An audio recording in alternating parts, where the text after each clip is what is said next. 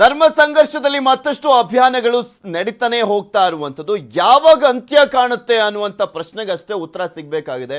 ಇನ್ನು ಅದೆಷ್ಟು ಅಭಿಯಾನಗಳು ನಡೀತಾವೋ ಏನೋ ಗೊತ್ತಿಲ್ಲ. ಈಗ ಅಕ್ಷಯ ತೃತೀಯದ ಸಂದರ್ಭದಲ್ಲಿ ಹಿಂದೂಗಳು ಅಕ್ಷಯ ತೃತೀಯ ಸಂದರ್ಭದಲ್ಲಿ ಚಿನ್ನವನ್ನ ಖರೀದಿ ಮಾಡ್ತಾರೆ.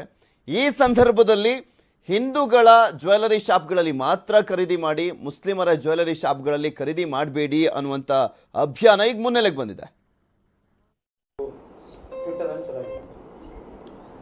ಈಗ ನಾವೇನು ವ್ಯಾಪಾರದ ಹಿನ್ನೆಲೆಯಲ್ಲಿ ಹಲಾಲದ ದೃಷ್ಟಿಯಿಂದ ಪ್ರಾರಂಭ ಮಾಡಿದ್ದು, ಅದು ಇವತ್ತು ಹಿಂದೂ ಸಂಘಟನೆಗಳು ನಮ್ಮ ಕೆಲಸ ಜಾಗೃತಿ ಮೂಡಿಸುವಂಥದ್ದು ಏನಾಗಿದೆ, ಅದು ಯಶಸ್ವಿ ಆಗಿದೆ.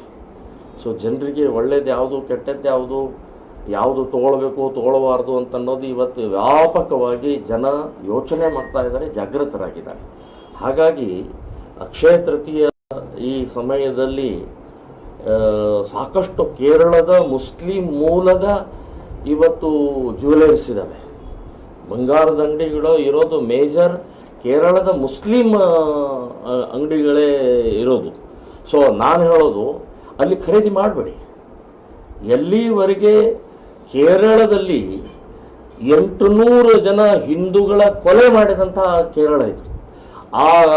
ಏನು ಇವತ್ತು ನಾವು ಜ್ಯುವೆಲರ್ಸ್ನಲ್ಲಿ ಖರೀದಿ ಮಾಡ್ತೀವಿ, ಆ ಖರೀದಿಯ ದುಡ್ಡು ಲಾಭ ಎಲ್ಲ ಅಲ್ಲಿಯ ಮುಸ್ಲಿಂ ಸಂಘಟನೆಗಳಿಗೆ ಹೋಗುತ್ತೆ.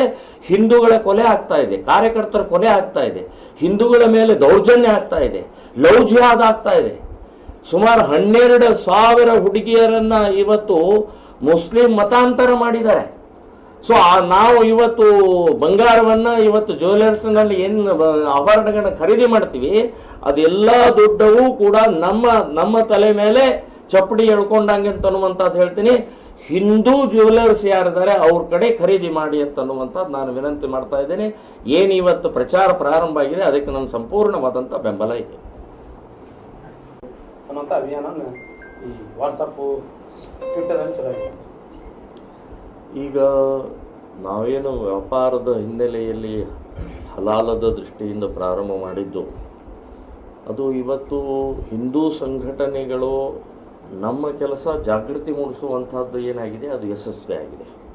ಸೊ ಜನರಿಗೆ ಒಳ್ಳೇದು ಯಾವುದು, ಕೆಟ್ಟದ್ದು ಯಾವುದು, ಯಾವುದು ತೊಗೊಳ್ಬೇಕು ತೊಗೊಳ್ಬಾರ್ದು ಅಂತ ಅನ್ನೋದು ಇವತ್ತು ವ್ಯಾಪಕವಾಗಿ ಜನ ಯೋಚನೆ ಮಾಡ್ತಾ ಇದ್ದಾರೆ. ಮತ್ತಷ್ಟು ಅಪ್ಡೇಟ್ಸ್ಗಳನ್ನು ನಿಮ್ಮ ಮುಂದೆ ಇಡ್ತಾ ಹೋಗ್ತೀನಿ, ಆದರೆ ಅದಕ್ಕೂ ಮುಂಚೆ ಒಂದು ಸ್ಮಾಲ್ ಬ್ರೇಕ್.